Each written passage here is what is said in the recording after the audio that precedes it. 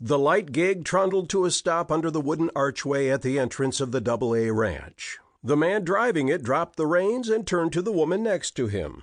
"Are you sure you want to do this?" he asked. "We could always go live somewhere else." She shook her head. "I get to live in the cottage for free as long as I give Florence piano lessons once a week. We would never get that kind of deal anywhere else. We should take advantage of it as long as it lasts." Grant Ewing, Texas Ranger, gazed up the long driveway toward the ranch house. "I don't like it. From what you've told me, things could get crazy around here. Come on, Abigail, we just got married. Let's do ourselves a big favor and go off someplace by ourselves where we can be quiet. We'll get to know each other in peace, without all the mayhem and drama." Abigail gave her new husband a sad little smile and patted his hand. "I know how you feel, and believe me, I feel the same way. You couldn't pay me enough to go near that house when Florence Abbot was in one of her foul moods. But I live in the cottage. We won't be anywhere near the house, and no one will disturb us in our own home. If we don't want to see or talk to anyone, all we have to do is close the door, and we'll be all alone." "That might be the case when we're in the cottage," Grant returned. "But what happens when you have to go up to the house to give Florence her piano lesson? You can't escape the insanity then." Abigail chuckled. "I think Florence has learned her lesson.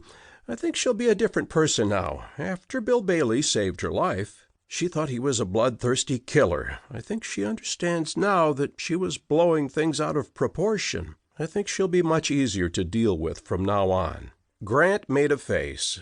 "That's asking a lot, isn't it? You're assuming she'll be different after her narrow escape, but she could slide back into her old ways any time."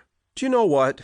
Abigail replied. "She even told me before we went to town that she wished Bill and Grace, his mail-order bride, would stay on the ranch. That on its own tells you how much she's changed." Grant's eyes widened. "If she said that, after doing everything she could to drive them away, then she really has changed." "That's what I'm telling you," Abigail told him. "I really believe she's turned a corner. I'm looking forward to seeing how she changes over the next few days and weeks." Grant took up the reins again. "All right, we'll stay here. But if things turn the other way, if Florence or anyone else starts making trouble for us, we're leaving. Do you hear me?" Abigail smiled and nodded. "I think Grace and Bill have the same agreement. After the treatment Grace put up with from Florence over the last 2 years, they aren't about to forget it in a hurry. If Florence acts up again, they'll leave. I know Bill would like to leave now, but Grace wants to stay and make some more money before they go." Grant clucked to the horse, and the gig started forward.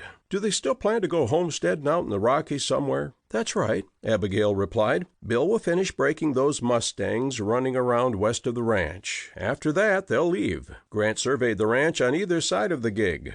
"I don't blame him for wanting to leave now. I always wanted to try striking out into the frontier. I'd like to try my hand at living off my own resources, with nothing but a rifle and an axe." Abigail laughed. "I think they'll be taking more than that.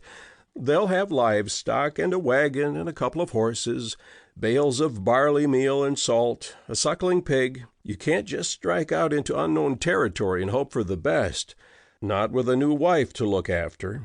Grant grinned sideways at her. "And what do you think a new wife has to do with it? I know lots of wives who are happy to do the same thing. They go live out in the Wild West and carve a place out of the virgin wilderness. People are doing it every day, and some mail-order brides are traveling across the country to do just that." "I don't think I would like that very much," Abigail returned. "You might," he told her. "You never tried it." "Neither have you," she shot back. "It's a daydream to you. You might really hate it. Anyway, if you're so hot to try it, what's stopping you? What are you doing in Texas if you want to carve out a homestead in the virgin wilderness?" "I've got a job here," he told her. "I've got a duty. Now that I'm riding with the Rangers, I just can't turn in my badge and go. Besides, I've got a wife to think about now. If we're going out west, we would have to do it together. You're not even willing to leave this ranch, much less head out to the frontier." "No, I'm not," Abigail replied. "Not yet, anyway.